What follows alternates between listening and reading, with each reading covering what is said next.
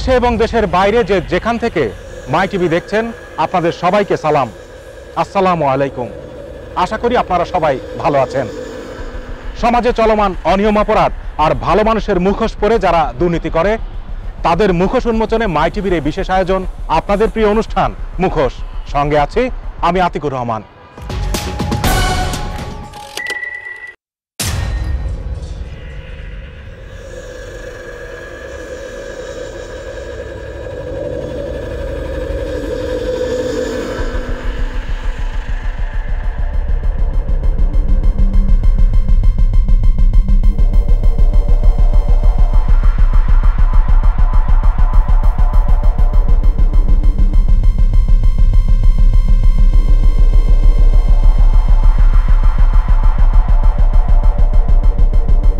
দর্শক, এতক্ষণে নিশ্চয়ই বুঝতে পেরেছেন আমাদের এবারের পর্বের বিষয়বস্তু।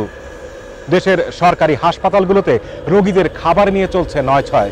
দ্রব্যমূল্যের ঊর্ধ্বগতি আর অতিরিক্ত রোগীর অজুহাতে একটি প্রভাবশালী মহল হাতিয়ে নিচ্ছে কোটি কোটি টাকা। বিস্তারিত জানতে চলুন ঘুরে আসি রংপুর থেকে। মাই টিভির অপরাধ বিষয়ক অনুষ্ঠান মুখোশ। এই অনুষ্ঠানের মাধ্যমে সবসময় অসহায় মানুষের আর্তনাদের কথা তুলে ধরা হয়। উন্নয়নের নামে অনিয়ম, দুর্নীতি, মাদক যারা রাষ্ট্রের বিরুদ্ধে ষড়যন্ত্র করে তাদের মুখোশ উন্মোচন করে থাকে।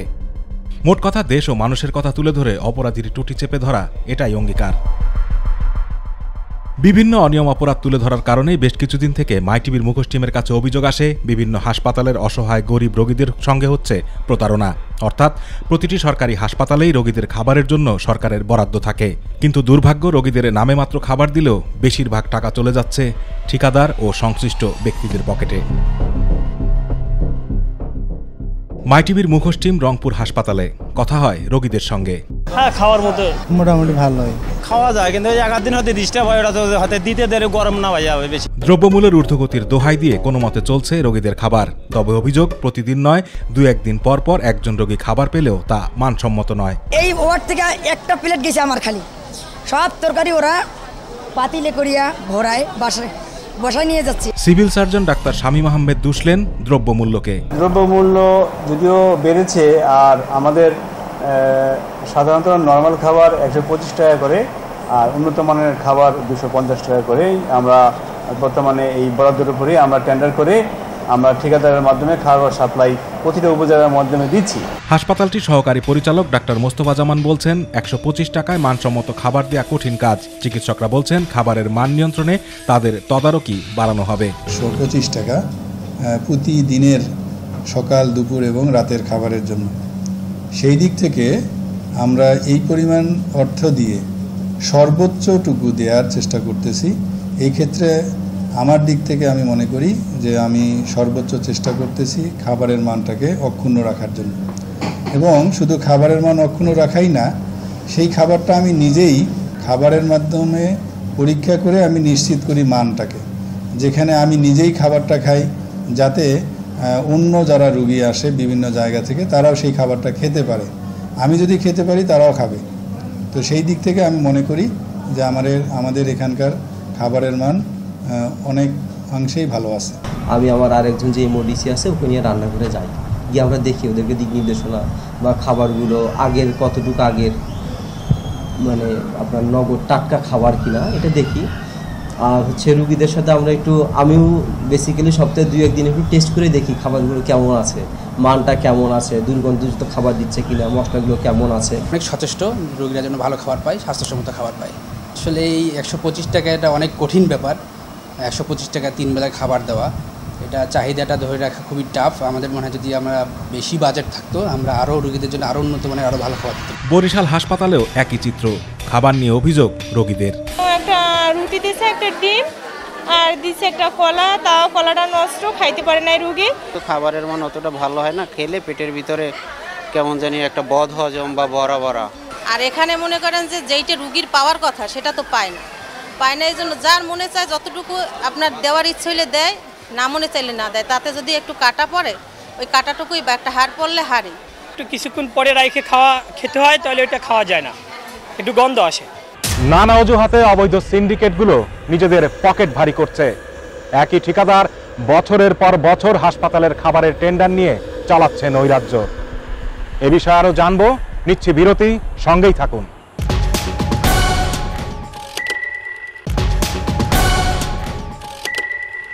সঙ্গে থাকার জন্য ধন্যবাদ। বিরতির আগে যেমনটি বলছিলাম, বরিশালের হাসপাতালগুলোতেও রোগীদের জিম্মি করে খাবার নিয়ে নয়ছয় করছে, যা মোটেও কাম্য নয়।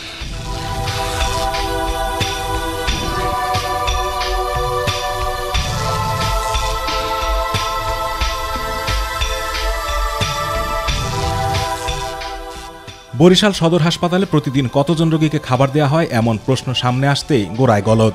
খাবারের মান খুবই খারাপ, একের জায়গায় দেখানো হচ্ছে 10 জন রোগী, এ যেন দেখার কেউ নেই। সকালে শুধু একটা রুটি দিয়েছে, একটা ডিম আর দিয়েছে একটা কলা, তাও কলাটা নষ্ট। খাই যে আমার পেট ব্যথা হজম হয় কিংবা আমার কিছু একটু সমস্যা হয়, তাই আমি প্রতিদিন গড়ে নাকি শতাধিক রোগীর জন্য খাবার রান্না করা হয়, আদৌ তা নয়। এ যেন ডাল নয়, নদীর পানি। নামে মাত্র 1 প্লেট ভাত, মাছ আর মাংসের কথা নাই বা বললাম। খাবারের মান অতটা ভালো হয় না, খেলে পেটের ভিতরে কেমন জানি একটা বদ হজম বা বড়া বড়া এরকমের হয়। আসলে খাবারের মানটা উন্নত করা, এটাই হচ্ছে দাবি।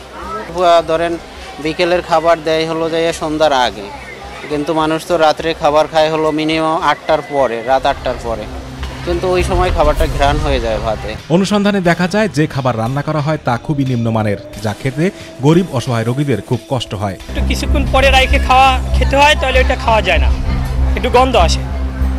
নাস্তায় একটা কলা থাকে, একটা ছোট মানে একটা রুটি আর একটা ডিম। দুপুরের খাবারে থাকে ভাত, সবজি, মুরগির মাংস আর হলো ডাউল। বিকালে থাকে হলো 1 পিস মাছ, সবজি, ডাউল, ভাত। 125 টাকায় খাবার। চাল প্রচুর পরিমাণে মোটা, রোগীরা খেতে পারে না, রাতের খাবার খেতে পারে না, ভাত গন্ধ হয়ে যায়, মাছ কাঁচা মাছ খেতে পারে না, আর ডাল তো একেবারেই নগণ্য, যেটা পানির মতো। তবে ঠিকাদার বলছেন বাজেট কম, সে কারণে ইচ্ছে থাকলেও খাবারের মান ভালো করা সম্ভব হচ্ছে না। মিষ্টি কুমড়া, তারপরে যে পেঁপে, লাউ, আলু, তারপরে যে আমরা এই চারপদ দিয়ে একটা ভাজি আর কি।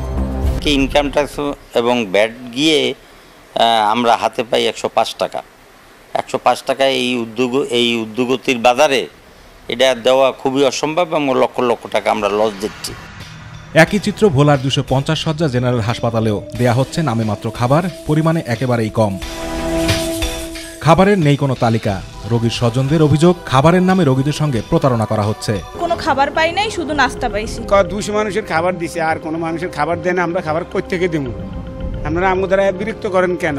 তখন আমরা আর কি করবো? বাইর না দিলে আয়া ভরে যদি কেউ হয়তো আমার টাকা পয়সা নাই, আমি কিনতে পারি না, যদি আশেপাশে কেউ খায়, যদি ভাত পানি দেয় তাহলে খাই, আর না খাইলে তো আসে পরে থাকতো। ভাত তো একবেলা আমাদের দেয় নাই, তবে আমাদের 8 দিনের ভিতরে 3 দিন রুটি দিছে, কেলা দিছে, ডিম দিছে। আমরা গরিব মানুষ, আয়া ভর্তি হয়েছি, খাওয়ার কোনো আমরা কিছুই পাই না। আমরা ফাইলে খাই, না ফাইলে না বসতাই। আমার বাড়ি দূরে, বাটার দেয় না। আমরা আজ 2-3 দিন গেছি, দেয় না, কয় না খাওয়া হয়ে গেছে, নাই।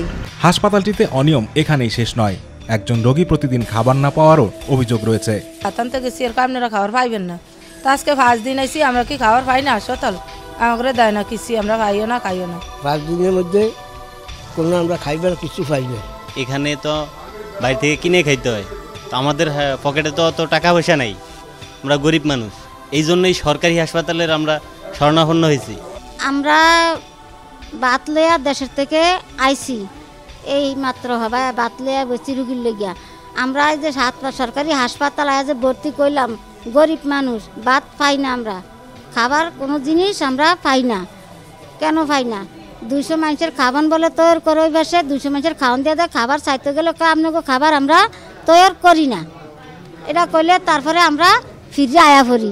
ভর্তি হয়েছি 6 দিন, খাবার পাইছি 2 দিন, নাস্তা পাইছি 1 দিন। খাবারের মান তেমন ভালো না, চাউল পচা চাউলের ভাত, তরকারি তেমন একটা সুবিধা না, হলুদ মরিচ কিছু দেয় না, তারপর এই ভাতও ভালো না।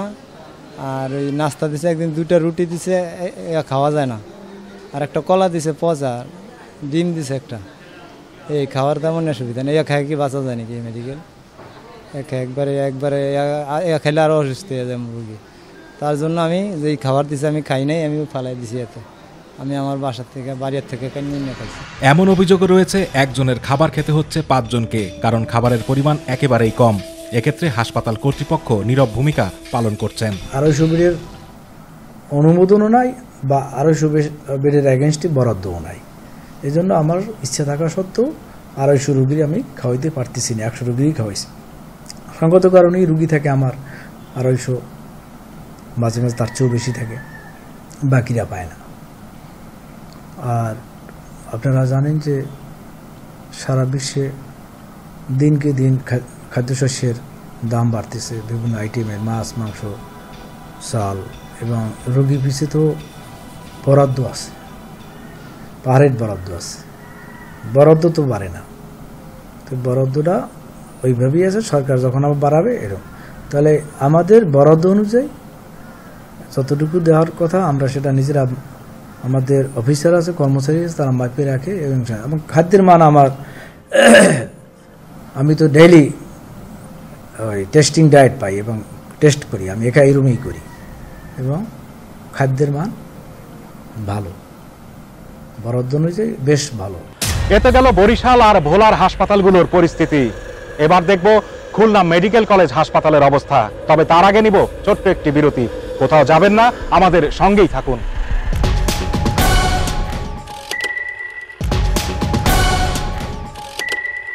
আবারও স্বাগত জানাচ্ছি, ধন্যবাদ সাথে থাকার জন্য। বিরতির আগে যেমনটি বলছিলাম, খুলনা মেডিকেল কলেজ হাসপাতালের অনিয়মের কথা। চলুন দেখে আসি বিস্তারিত। খুলনা মেডিকেল হাসপাতালটি শহরের ভেতরে হওয়ার কারণে রোগীর সংখ্যা অনেক বেশি। আশেপাশের উপজেলার রোগী হাসপাতালটিতে চিকিৎসা নিতে আসে, যে কারণে দালালের সংখ্যাও বেশি। গেল কয়েকদিন আগে 32 জন দালালকেও গ্রেপ্তার করে র্যাব।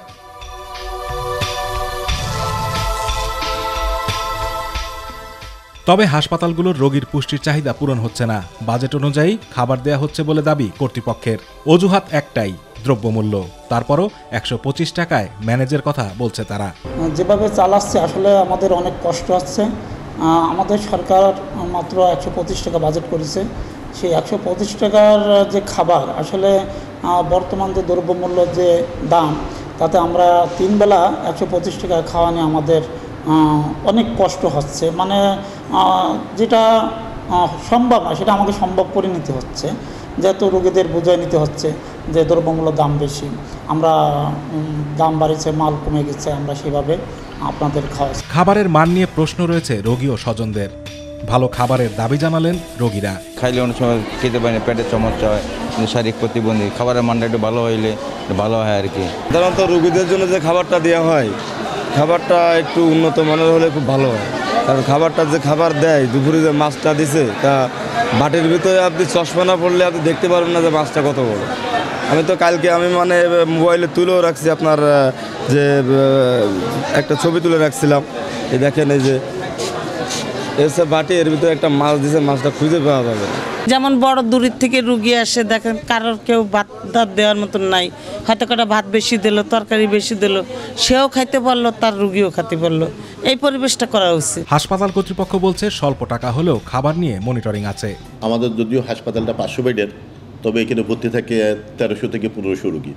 আমরা কিন্তু প্রত্যেকটা রুগীরই আমরা খাদ্য দিয়ে থাকি। আর আমাদের খাদ্যের বরাদ্দ হলো 125 টাকা। এটাই আমরা ভাগ করে নিই যে সকালে কী কতটুকু, কয় টাকার খাওয়া দেবো, দুপুরে কত টাকার খাওয়া দেবো, বা রাত্রে কত টাকার খাওয়া দেবো। এবং আমাদের 12 ভাগ করা আছে যে কী বারে মাছ পাবে, কোন সময় মাংস পাবে, এটাও আমাদের ভাগ আছে। বছরের পর বছর একই ঠিকাদারি প্রতিষ্ঠান সিন্ডিকেট করে দরপত্র নিয়ন্ত্রণ করছে। কেন এমন প্রশ্ন ঘুরপাক খাচ্ছে পুরো হাসপাতাল জুড়ে।